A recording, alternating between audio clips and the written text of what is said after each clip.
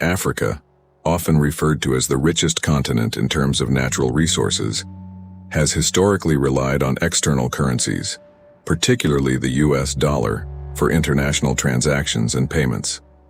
However, recent developments indicate a significant shift in this long-standing practice. African nations are actively exploring ways to reduce their dependence on foreign currencies, especially the dollar, and strengthen regional financial autonomy. At the forefront of this transformative endeavor is the Pan-African Payment and Settlement System, PAPSES, a groundbreaking initiative with the potential to reshape Africa's economic landscape. PAPSES, officially launched on January 13, 2022, represents a joint effort between the African Union and the African Export-Import Bank, Afreximbank. This innovative system operates as a real-time gross settlement infrastructure designed to facilitate cross-border payments in various local African currencies. Its inception aimed to complement the operations of the African Continental Free Trade Area, AFCFTA, a monumental agreement intended to boost intra-Africa trade. The concept of PAPS began to take root during the 12th Extraordinary Session of the African Union Assembly in Niamey, Niger, on July 7, 2019.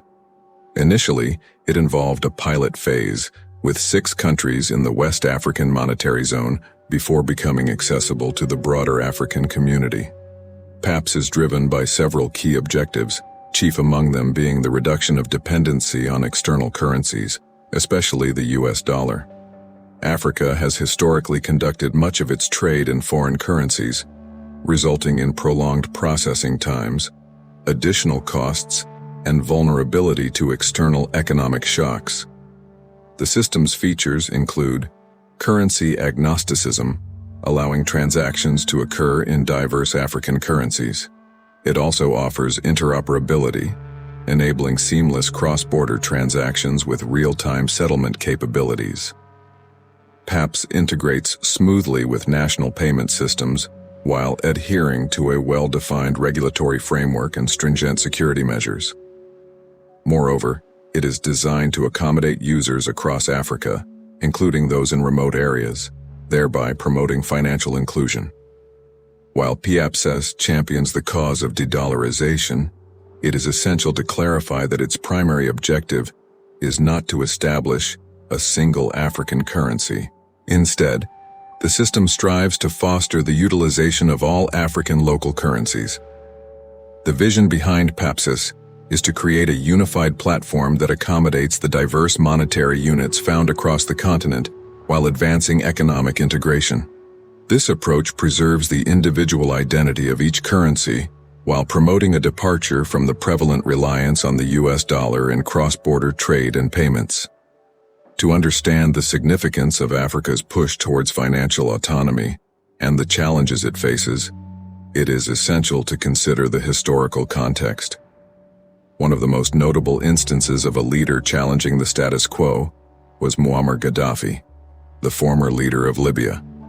Gaddafi sought to introduce a new Pan-African currency based on the gold dinar.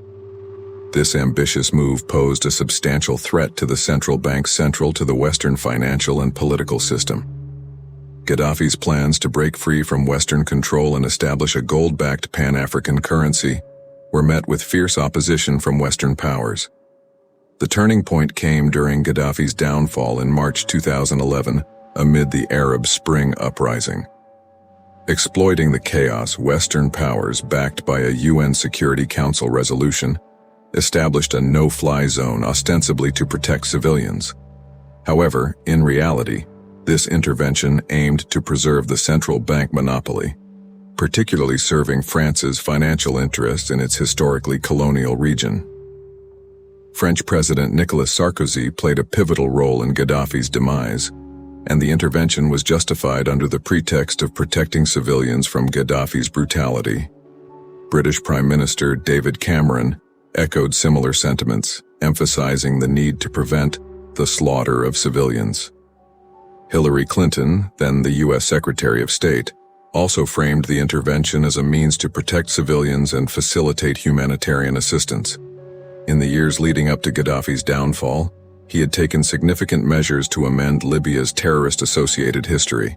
This included the abandonment and dismantling of its chemical and nuclear weapons programs. Despite these efforts and the removal of Libya from the U.S. state sponsors of terrorism list in 2006, Gaddafi's shift away from central banks for the benefit of millions in Africa became a focal point for Western intervention. An email from Hillary Clinton's confidant Sidney Blumenthal, dated April 2, 2011, highlighted concerns about Gaddafi's substantial financial resources and the challenges involved in toppling him. The email pointed out that Gaddafi's government possessed significant gold and silver reserves, complicating efforts to curb his ability to sustain armed forces and intelligence services. These reserves were purportedly relocated to Sabha, southwest toward the Libyan border with Niger and Chad, from the vaults of the Libyan Central Bank in Tripoli in late March 2011. These developments signaled the potential threat Gaddafi's gold-backed currency posed to the Western financial system. Following Gaddafi's death, Libya descended into chaos, and the country's once thriving economy was left in ruins. The Western powers that had supported the intervention largely abandoned Libya, leaving it to navigate the difficult path to recovery independently. Despite the challenges and issues that existed in Libya before the intervention, including its authoritarian regime, Libyans had enjoyed an exceptionally high standard of living, the highest in Africa. International lawyer Francis Boyle, who visited Libya in 1986, noted the empowerment of women and the country's ability to offer opportunities for all.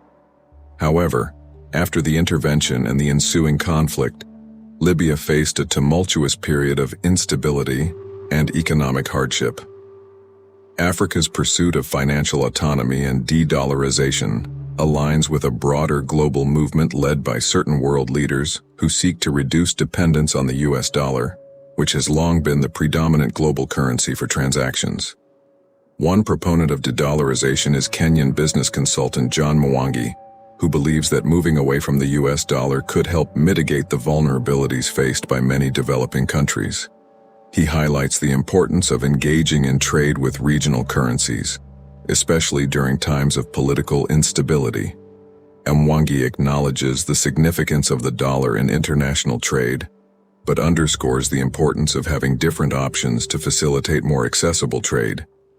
He also emphasizes the challenges posed by high inflation and the strong dollar against local currencies, which result in significant costs for imports.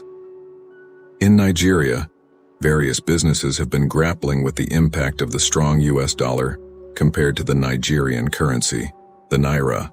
This currency disparity has caused prices of foreign goods, including garments, to surge beyond the means of local consumers. The cost of a bag of imported clothes has tripled over the past 2 years, reaching around 350,000 naira, or $450. Africa's efforts to reduce dependence on the US dollar align with those of the BRICS group, consisting of Brazil, Russia, India, China, and South Africa.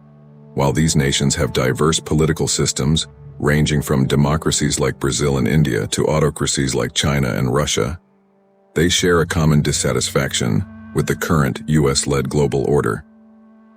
What are your thoughts?